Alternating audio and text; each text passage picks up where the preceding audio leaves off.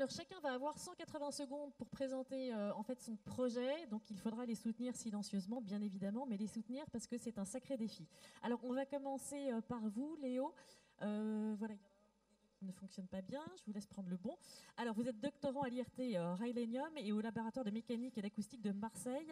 Vous êtes le premier à vous lancer. Votre sujet, c'est la modélisation multiphysique du mécanisme d'apparition de la phase blanche. Est-ce que vous m'entendez? Oui, c'est bon.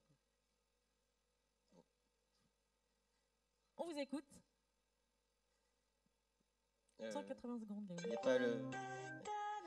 Madame, monsieur, suite au déraillement d'un train, le trafic est interrompu. Veuillez consulter les tableaux d'affichage pour suivre l'état du trafic.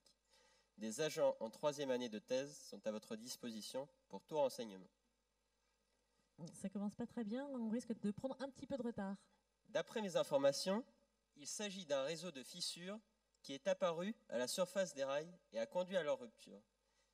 Pour mieux comprendre ce phénomène, il faut se plonger au cœur des rails. À l'intérieur de ce matériau, les atomes sont très bien organisés et forment un ensemble solide. Mais, au fur et à mesure du passage des trains, ils vont se désorganiser jusqu'à former une zone fragile appelée phase blanche. C'est précisément cette phase qui s'est fissurée et a conduit au déraillement du train. D'accord, mais j'imagine que vous avez des solutions et qu'il existe des solutions pour remédier à ce problème. En effet, la solution actuelle pour résoudre ce problème consiste à raboter la surface des rails. Mais cela coûte cher. Et pour moins cher, vous pouvez embaucher un doctorant. Moi. Mes premières observations au microscope m'ont permis d'identifier 3 principales causes de ce phénomène. Tout d'abord, la température, pouvant s'élever jusqu'à 300 degrés. Ensuite, la pression exercée par le poids du train, de 400 tonnes pour un TGV, et le frottement. L'objectif de ma thèse est alors d'établir un modèle mathématique permettant de prédire dans quelles conditions va se former la phase blanche en fonction du type de train et des conditions du trafic. En effet, l'acier des rails ne se modifiera pas de la même façon entre la ligne TGV Paris-Marseille, qui voit passer 40 TGV par jour, et la ligne TER entre Perpète en Provence et Burc-sur-Mer, qui voit seulement passer 1 TER par jour.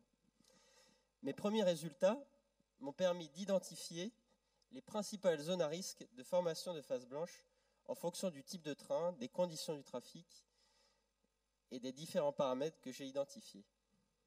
Et ça, c'est un modèle que vous avez réalisé en laboratoire. Concrètement, voilà, maintenant, il faut que ça soit confronté à la réalité. Oui, bien sûr. Je n'ai pas fait ça par hasard. Donc, pour valider plus précisément mon modèle, des essais en laboratoire sont prévus.